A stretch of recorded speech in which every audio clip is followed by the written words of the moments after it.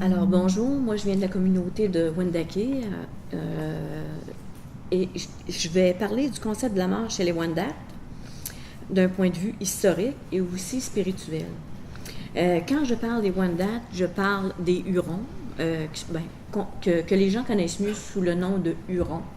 Mais le nom de Huron a été donné par les Français aux Wendat à cause de leur coiffe, de la coupe de cheveux. Alors moi, tout au long de ma présentation, je vais parler des Wendat. Alors le concept de la mort chez les Wendat, d'un point de vue historique et spirituel. Les Wendat n'avaient pas d'écriture, mais avaient une tradition orale. Dans le concept de la mort, la vie après la mort et la réincarnation faisaient partie intégrante des croyances du peuple Wendat. Il était donc courant de parler de la mort dans la vie quotidienne et la mort n'était pas un sujet tabou. Tout avait sa raison d'être. Par exemple, si une personne était malade, on pouvait librement et aisément planifier avec elle ce qu'elle allait porter comme vêtements à sa cérémonie de funérailles. De plus, on organisait un festin afin que le malade puisse faire ses au revoir à ses amis et sa famille. Il s'agissait d'un rite de passage d'une vie à une autre. Au moment de la mort, aussitôt que le malade avait rendu son dernier souffle, il était immédiatement placé en position fétale, position dans laquelle il serait plus tard inhumé ou transporté au cimetière. Et ils étaient placés dans la position fétale pour ramener à une nouvelle naissance. Une fois le corps en position fétale, les pleurs et les lamentations commençaient. Les enfants pleuraient en disant « haïstant ». S'il s'agissait de leur père et de la mère pleurait en disant « aïen, aïen », qui signifiait « mon fils, mon fils ». Par la suite, on annonçait la mort du défunt aux membres du village et quelquefois à d'autres villages voisins. On prenait aussi grand soin de réconforter les membres de la famille en faisant les éloges du défunt. L'esprit du défunt, avant de quitter pour l'autre monde, avait un cheminement particulier à parcourir. Alors, guidé par le feu, alors on faisait un feu physique, on allumait un feu, mais ce feu-là était aussi lié au feu intérieur, au feu sacré qu'on appelait le feu universel, qui devait brûler pendant 4 jours et 3 nuits à compter du moment de la mort physique. L'âme devait prendre conscience que le corps physique n'était plus de ce monde. Le 3e jour, au lever du soleil, on déposait le corps du défunt enveloppé dans des pots de castor, toujours en position fétale, sur des plateformes de bois qu'on surélevait de 9 à 10 pieds de hauteur afin de les protéger des animaux et les rapprocher du Créateur. On recouvrait le corps d'écorce et on laissait ainsi reposer le défunt, tête à l'ouest. Un festin avait alors lieu en compagnie de la famille, des amis, des gens du village, ainsi que des membres de d'autres villages avoisinants. Un autre clan que celui du défunt prenait charge du festin. On honorait et vénérait avec amour le défunt, en plaçant avec lui tous les plus beaux objets qu'avaient offerts les participants et dont le défunt pourrait avoir besoin dans sa nouvelle vie. On y retrouve, entre autres, quelques pains de maïs, des colliers de perles, des peignes, des vêtements de peau de castor, des haches, du tabac. Certaines offrandes étaient laissées pour les membres de la famille afin d'apaiser leur douleur et leur chagrin, tandis que d'autres étaient offertes au clan ayant pris charge du festin en guise de récompense. Certaines cérémonies spéciales avaient lieu pour les enfants décédés avant d'avoir atteint l'âge de 3 mois.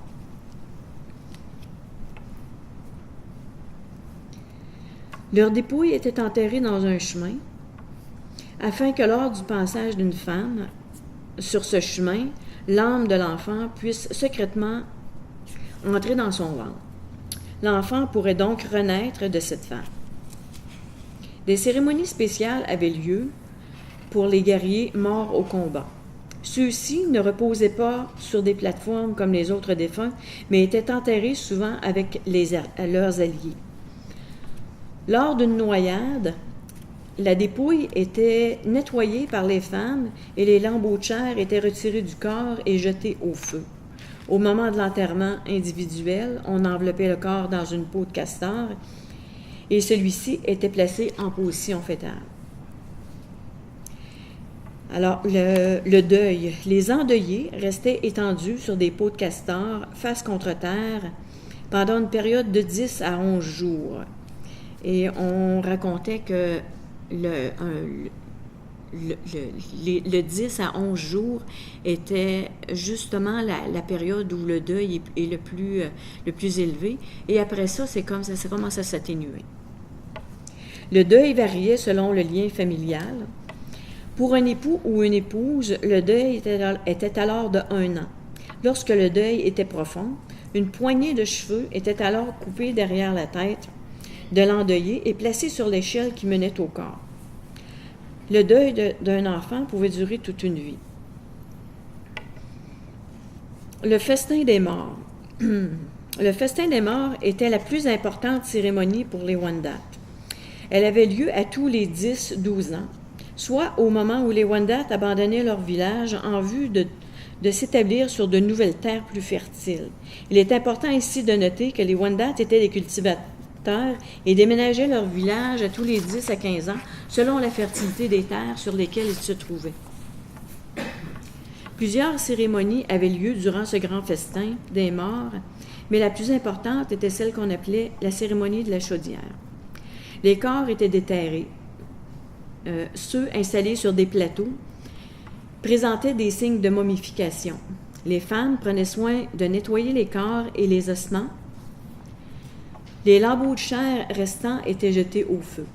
Les dépouilles les plus récentes étaient laissées intactes et on prenait soin de les nettoyer et de les envelopper dans de nouvelles robes. On pouvait prendre de 7 à 8 jours afin de rassembler toutes les âmes. Alors, il faut penser ici que c'est les corps de gens qui ont vécu, qui étaient là, qui sont décédés pendant une période là, de 10, 12 ans, 15 ans. Alors, il y avait plusieurs âmes à rassembler. Ensuite, le reste des défunts était alors enveloppé dans des pots de castor et placé dans des sacs qu'on apportait jusqu'à la plus grande maison pour le festin. Les pleurs et les lamentations étaient renouvelés comme au moment de la mort de l'être aimé. Le chant des morts était partie intégrante du rituel. De plus, le pleur des âmes était récité en guise de remerciement à l'officiant de cérémonie. Et ce qu'on appelle le pleur des âmes, c'était un peu comme, on pourrait appeler ça une espèce de mantra qui était récité et qui allait un petit peu comme suit, aïe, aïe, aïe, aïe, aïe, aïe. Et tout au long du chemin menant à la fosse, on récitait toujours ce même mantra-là. On disait qu'il s'agissait d'un chant de soulagement et que le fait de réciter le pleur des âmes allégeait les cœurs. On prenait soin de couvrir la fosse commune de peaux de castor avant d'y déposer les dépouilles. Lors de la cérémonie, on se remémorait les souvenirs du passé des défunts et on faisait leurs éloges. Les plus beaux habits leur étaient destinés ainsi que les plus beaux objets dont on disposait leur étaient offerts en hommage pour leurs besoins dans le passage de l'autre monde. On nommait les ossements des défunts Atiscan, les âmes. Plusieurs avaient pour croyance qu'ils avaient 2 âmes, et ces 2 âmes étaient divisibles et matérielles, et dont l'une se séparait du corps au moment de la mort, et qu'elle demeurait au cimetière jusqu'au festin des morts, et qui par la suite quitte pour le village des âmes.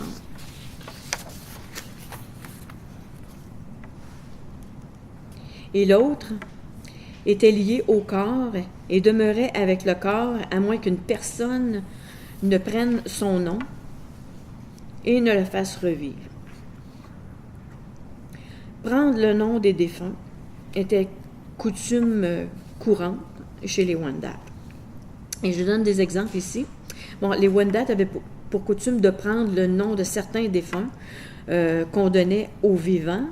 Par exemple, un homme qui prenait le nom d'un grand guerrier s'engageait à venger sa mort. On dit aussi que celui-ci héritait de son courage. Un homme qui prenait le nom d'un père de famille décédé s'engageait à prendre soin de son épouse et des enfants du défunt, comme si c'était les siens, comme s'il s'agissait de son propre sang. Il était fréquent que dans une famille, lorsqu'un enfant mourait, on conservait le nom et le redonnait à un nouvel enfant de la même famille afin de conserver vivant l'esprit de l'enfant défunt. Et j'aimerais apporter quelques petits points ici. C'est des petits points un petit peu au point de vue archéologique. C'est que bon, dans les cérémonies des morts, ils avaient des fosses communes. Et les fosses communes, il y a plusieurs fosses communes qui ont été déterrées par des archéologues. Dans les années 90, il y a un monsieur Michel Gros-Louis de Wendake qui a fait des demandes au sein du gouvernement fédéral provincial ontarien pour le rapatriement des ossements de ces ossuaires-là. Alors, en 1999, on a eu un réenterrement de 550 corps au site à l'ossuaire de Ossossane, qui est situé à Midland, en Ontario.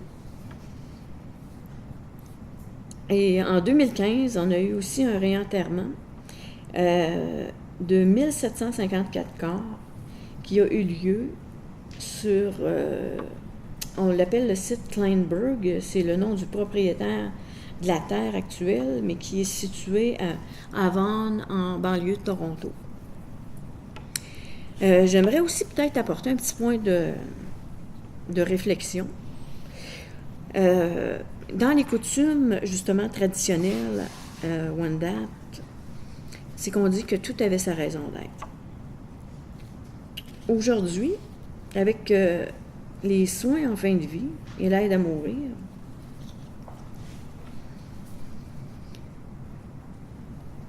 on peut se demander,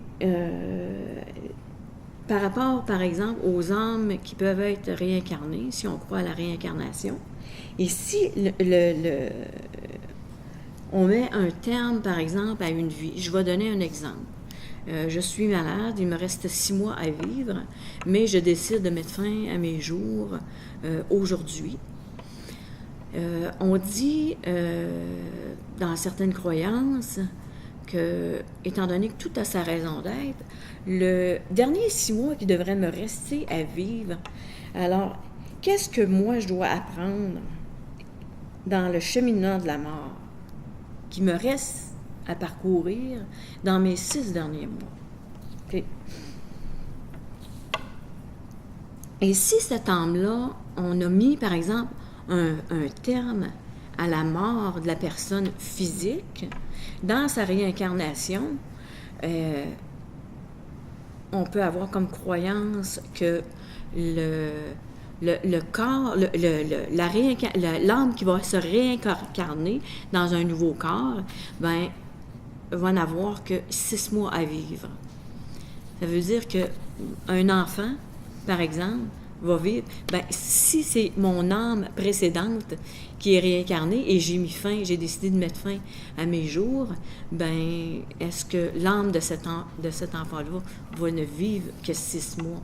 Alors, est-ce qu'on peut penser, à un moment donné, qu'on est en train de créer une nouvelle société où le taux de mortalité infantile va être augmenté d'une façon fulgurante avec justement les soins de fin de vie et l'aide à la mort. Alors, c'est tout.